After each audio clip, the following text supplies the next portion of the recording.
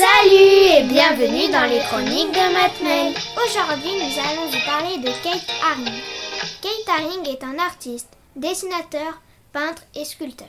Il est né le 4 mai 1958 aux États-Unis, dans l'État de la Pennsylvanie, dans la ville de Reading. À 18 ans, il entre à la Ivy School of Professional Art de Pittsburgh, où on travaille le dessin pour les publicités. Mais cela ne lui plaît pas et il décide d'aller à New York. Il s'inscrit à l'école des arts visuels. Il s'essaie à différentes disciplines, comme la vidéo, les installations, le collage ou la peinture. Mais il préfère s'exprimer avec le dessin. Avant de dessiner un support, il ne fait pas de croquis et peint très vite. Dans l'East Village, il découvre une nouvelle culture dans les années 1980.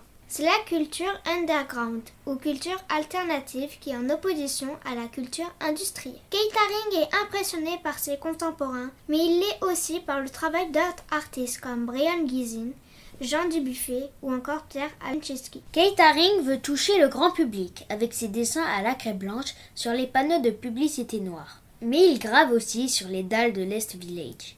Il se fait photographier tout le temps, même lorsque la police l'arrête. Le style de Keith Haring, c'est l'infinie répétition de personnages aux contours noirs et aux couleurs vives.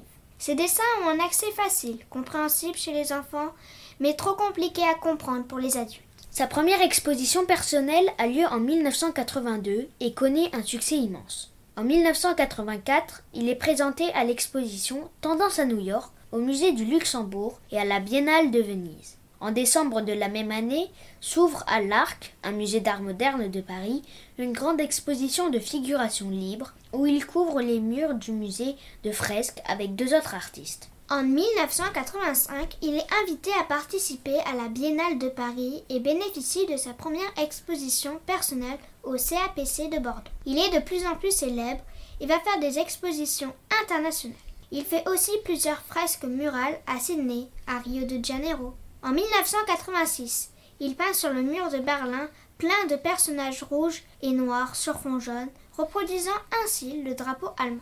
Il reçoit de nombreuses commandes, comme la fresque de l'hôpital Necker à Paris en 1987.